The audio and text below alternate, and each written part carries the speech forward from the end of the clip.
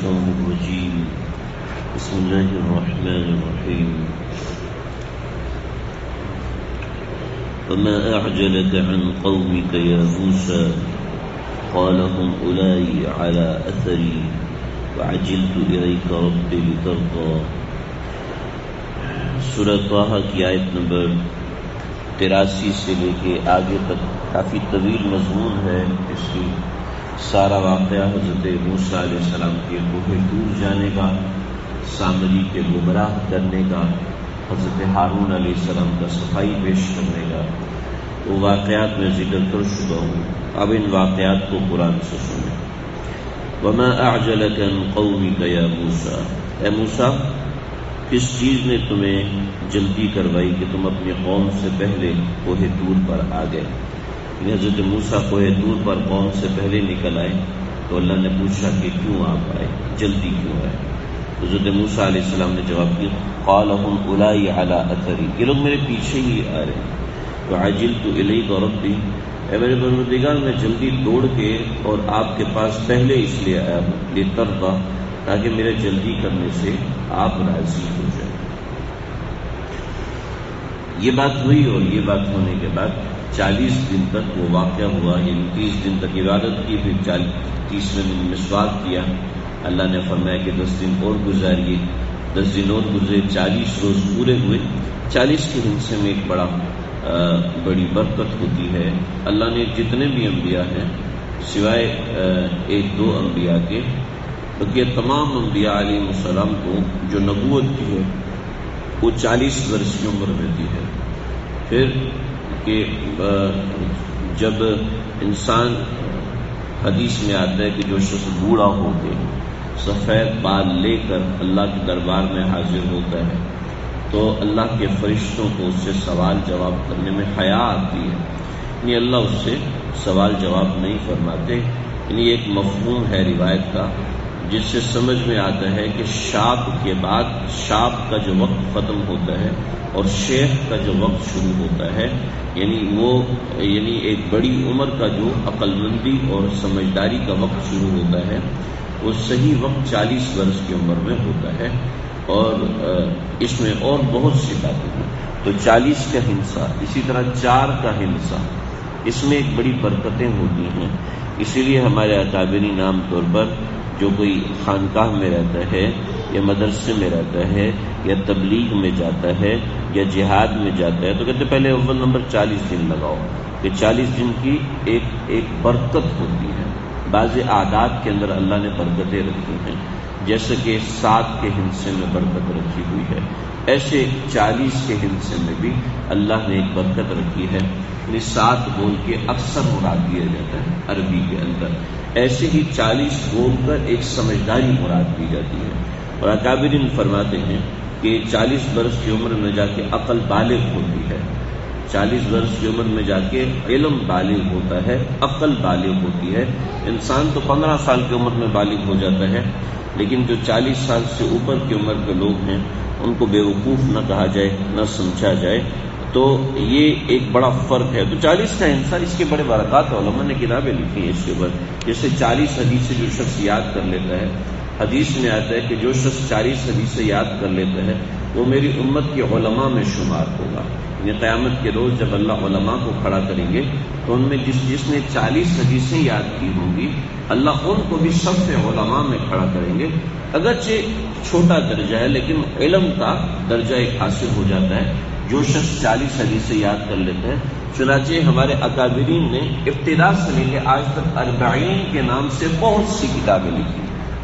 40 کو کہتے ہیں، یعنی اس میں 40 حدیثیں ایسی جمع کی ہیں چھوٹی چھوٹی۔ المسلم من سلم المسلمون بلسانه ویدہ، یہ بڑی طویل حدیث ہے، لیکن الدین والنصیحہ چھوٹی سی حدیث ہے۔ اسی طریقے سے الطہور شطر الایمان چھوٹی سی حدیث ہے۔ تو ایسے چھوٹی حدیثیں جس میں 2 لفظ ہیں، 3 لفظ ہیں، ایسی حدیثیں علماء نے جمع کی ہیں 40 نام کی کتابوں میں، تاکہ کوئی بھی ان حدیثوں کو یاد کرے اور امت کے علماء میں شمار ہو، اور اللہ انشاءاللہ اس کی برکت سے 500 لوگوں کی بخشش فرمائیں گے۔ تو یہ ایک 40 کے حصے کا۔ تو 40 دن جب پورے ہوئے تو پھر اللہ نے فرمایا اِنَّا قَدْ فَتَنَّا قَوْمَكَ مِن بَعْدِكَ، ہم نے آپ کی قوم کو آپ کے بعد گمراہ کر دیا۔ فَأَضَلَّهُمْ گمراہ ہم نے ان کو آزمائش میں مبتلا کیا، وَأَضَلَّهُمُ السَّامِرِي اور سامری نے ان کو گمراہ کیا ہے۔ اس کا پورا طریقہ کار آگے قرآن مجید میں آیا۔ فرجع موسیٰ الی قومہ، حضرت موسیٰ اپنی قوم کے پاس جب واپس گئے 40 دن گزارنے کے بعد، غضبان اسفا، حضرت موسیٰ شدید غصے اور صدمے میں تھے۔ قالا فرمائے، یا قومی، اے میری قوم، الم یعدکم ربکم وعدا حسنا، کیا تمہارے پروردگار نے تم سے اچھائی کا وعدہ نہیں کیا تھا؟ فطال علیکم العہد، اور تمہارے عہد کو کوئی لمبا عرصہ ہو چکا ہے۔ ام اردتم ان یحل علیکم غضب من ربکم، کہ یا پھر تم نے ارادہ کر لیا تھا کہ تمہارے اوپر اللہ کا عذاب آئے؟ کیا تم نے جان بوجھ کے اس کا ارادہ کر لیا تھا؟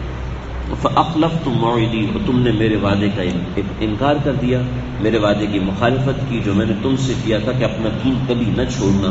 تو قالوا، کہنے لگے، ما اخلفنا موعدک، ہم نے آپ کا وعدہ خلافی نہیں کی تھی، بلکہ ہوا یہ تھا کہ بملکنا ولکننا حملنا اوزارا من زینت القوم، کہ جو فرعون کی قوم ہے اس کا جو سونا چاندی تھا وہ ہمارے پاس تھا۔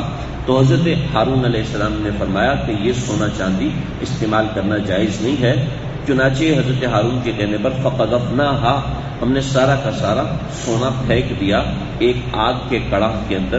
فَكَذَلِكَ أَلْقَى السَّامِرِي، پھر سامری نے بھی کچھ ڈالا۔ القا کہتے ہیں کوئی چیز ڈالنا کرتب دکھانے کے لیے، یعنی ایک تو چیز پھینک دینا ہوتا ہے تو اس کو قذفہ کہتے ہیں، قذفہ کوئی چیز پھینک دینا۔ کوئی کسی کو تانا مارتا ہے تو اس کو بھی قذف کہتے ہیں، کہ ایسی منہ سے کوئی جملہ نکال دیا تو اس کو قذف کہتے ہیں۔ کوئی کسی کو تہمت لگاتا ہے تو اس کو بھی قذف کہتے ہیں، کہ اس نے بے سوچے سمجھے بغیر دلیل کے منہ سے کوئی بات نکال دی تو اس کو قذف کہتے ہیں۔ لیکن القا یعنی کوئی چیز ڈالنا رکھنا، یہ اس طرح ہوتا ہے جیسے بچہ گاڑی کی چابی گھما کے رکھتا ہے کہ وہ گاڑی چلنا شروع ہو، تو اس کو القا کہتے ہیں۔ ایسے ہی قال القھا یا موسیٰ، موسیٰ اپنا عصا ڈالیے، تو حضرت موسیٰ علیہ السلام نے اپنا عصا ایسے پکڑ کے لٹایا، تو یہ القى السامری، تو سامری نے جو چیز پھینکی تھی وہ پھینکی نہیں تھی بلکہ تدبیر سے ڈالی تھی۔ جیسے کہ میں نے ذکر کیا، اس نے ایک مٹھی پکڑی مٹی کی اور حضرت ہارون کے پاس آئے کہ میں یہ ڈال دوں، تو حضرت ہارون نے یہی سمجھا کہ اس میں کوئی زیور وغیرہ ہوگا، تو کہا جی ہاں اس میں ڈال دیجئے۔ تو کہا کہ آپ دعا کیجئے کہ میں جو اس سے کرنا چاہتا ہوں وہ پورا ہو جائے۔ تو حضرت ہارون نے یہی سمجھا، نیک گمان کیا کہ یہ اس لیے ڈالنا چاہتا ہے تاکہ یہ میرا سونا جل جائے اور میرے دل سے نکل جائے۔ فَكَذَلِكَ أَلْقَى السَّامِرِي، تو سامری نے بھی اس میں ڈالا۔ فَأَخْرَجَ لَهُمْ، تو پھر اس میں سے نکل آیا حضرت ہارون کی دعا کی برکت سے۔ اور ایک اور چیز ہے جو بھی آ رہی، عِجْلًا جَسَدًا لَهُ خُوَارٌ، کہ ایک چھوٹے جسم کا بچڑا نکل آیا، اور کیسا تھا کہ لہو خوار، اس کے اندر سے آواز آ رہی تھی۔ فقالوا، کیسے آواز آ رہی تھی ابھی آ گیا، فقالوا هذا إلهكم، یہ تو، اور وہ کہنے لگے یہ تمہارا خدا ہے، وإله موسیٰ، اور یہی موسیٰ کا بھی خدا ہے۔ فنسی، اور حضرت موسیٰ بھول گئے ہیں، وہ غلطی سے دور چلے گئے، اصل تو خدا تمہارا یہ ہے، نعوذ باللہ۔ افلا يرون، کیا تم یہ نہیں دیکھتے، الا يرجع الیہم قولا ولا يملك لهم، اور حضرت موسیٰ علیہ السلام نے فرمایا کہ اولا یرون الا یرجع الیہم قولا، کہ یہ تمہارے کسی بات کا جواب تو دیتا نہیں ہے، یہ کیسا خدا ہے؟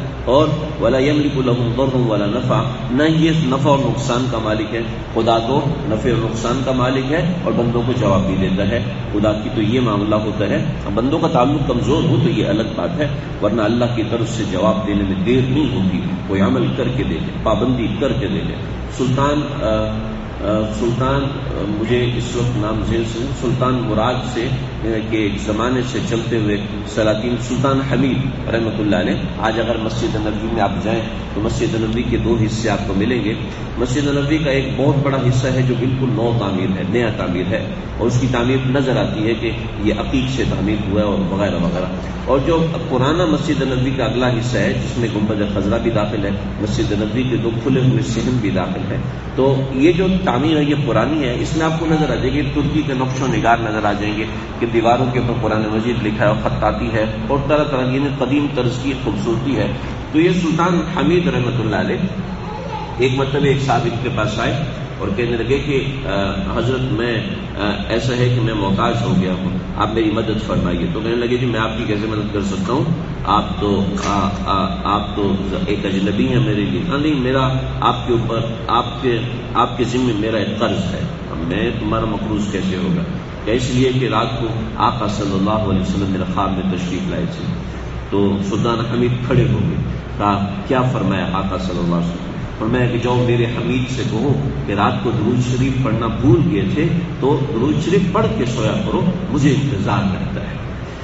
تو بڑا لمبا واقعہ ہے، کیا معاملہ تھا. تو یہ ہے کہ سلطان حمید پریشان ہے، لگے کہ میرے اعمال کا وہاں انتظار رہتا ہے. ہر انسان کے اعمال وہاں پر تولے جاتے ہیں، پرکھے جاتے ہیں اور اعمال کا انتظار بھی رہتا ہے. ایسا نہیں ہے کہ ہم نمازیں پڑھتے ہیں اگرچہ خیالات سے بھری ہوئی ہیں، خیالوں میں الجھی ہوئی ہیں ساری نمازیں، لیکن اللہ کے ہاں ان خیالوں کی قدر ہے، اللہ کے ہاں ان سجدوں کی قدر ہے، اللہ کے ہاں ہمارے سبحان اللہ الحمدللہ اور تسبیح کی قدر ہے. حضرت سلیمان علیہ السلام جا رہے تھے اور تخت تھا جس کے اوپر 4000 لوگ بیٹھے ہوئے تھے. آج کے جہاز میں جو جمبو جیٹ ہوتا ہے اس میں 2000 لوگ ہوتے ہیں، لیکن 4000 لوگ جا رہے ہیں تو اس کی شان کیا ہوتی ہوگی. تو ایک شخص نے کہا سبحان اللہ، اللہ نے کیا حضرت داؤد کی اولاد کو یہ دیا ہے. تو یہ ایک نور کا حالہ بنا اور آسمان کی طرف گیا، ہر شخص دیکھ نہیں سکتا. حضرت سلیمان نبی تھے، اللہ نے دکھا دیا، کہا کہ تخت کو نیچے اتارو. تخت کو نیچے اتارا تو آپ خود سوچیں کہ ایک میدان میں تخت اترا ہے تو اس نے کتنی مٹی اڑائی ہوگی، ایک طوفان مچا دیا وہاں پر. جب تخت نیچے اترا ہے تو اس آدمی کے پاس پہنچے، حامیہ تم نے کیا کہا تھا جو آسمان کی طرف گیا تھا؟ تو وہ کہنے لگا کہ اللہ کی قسم میں نے تو کہا تھا سبحان اللہ. بس یہ سبحان اللہ فجائی ہے، یہ سبحان اللہ عبادت کا نہیں ہے، تسبیح کا نہیں ہے. فجائی کہتے ہیں ایک اصطلاح ہے، جیسے وہاں پہ کوئی خدا نہ خاصہ بندہ ہے اوئے، جو منہ سے نکلتا ہے نا اوئے، تو اس کو کہتے ہیں فجائیہ کلمات. تو ایسے عرب کے اندر فجائی کلمات اللہ سبحان اللہ، ایسے بعض لوگ جو جیسے تبلیغ میں جاتے ہیں، مدرسوں میں رہتے ہیں، ان کی زبان سے ایسے کلمات خود ہی جاری ہو جاتے ہیں ایک ماحول کی وجہ سے. تو وہ کہنے لگا کہ میرے منہ سے ایسے ہی سبحان اللہ نکل گیا. تو فرمایا کہ تیرا سبحان اللہ روز قیامت تک اور قیامت کے بعد جنت تک باقی رہے گا، میرا یہ تخت سب کا سب ختم ہو جائے گا. تو یہ جو ہمارے اعمال ہیں یہ ایویں نہیں ہوتے، بلکہ وہاں پر اور بہت سے معاملات ہوتے ہیں. تو اللہ رب العزت انسان کو یہ جو آیت ہے جس میں یہ بتایا کہ یہ تو جانور تمہیں جواب بھی نہیں دیتا، اس کا مطلب ہے اللہ کے ہاں سے جواب آتا ہے. اسی طریقے سے اللہ ہی انسان کے نفع اور نقصان کا مالک ہے، یہ جانور نفع اور نقصان کا مالک نہیں تھا. وَلَقَدْ قَالَ لَهُمْ هَارُونُ، اور حضرت ہارون علیہ السلام کے اوپر اہل تورات نے تحریف کی ہے، اور تحریف کرنے کے بعد حضرت ہارون علیہ السلام کے بارے میں یہ کہہ دیا تھا کہ حضرت ہارون علیہ السلام نے کفر کر دیا تھا، اس وجہ سے حضرت موسیٰ کے پیچھے نہیں آئے تھے. بڑی اس میں کافی ساری روایات ہیں. یہ واقعہ اسی جگہ سے چل رہا ہے. تو آیت نمبر 89 یہاں تک مکمل ہوئی، 90 سے یہ واقعہ شروع ہو رہا ہے، یعنی اسی واقعے کا جز ہے. انشاءاللہ اس کو اندر ذکر کریں گے. اللہ سمجھنے کے لیے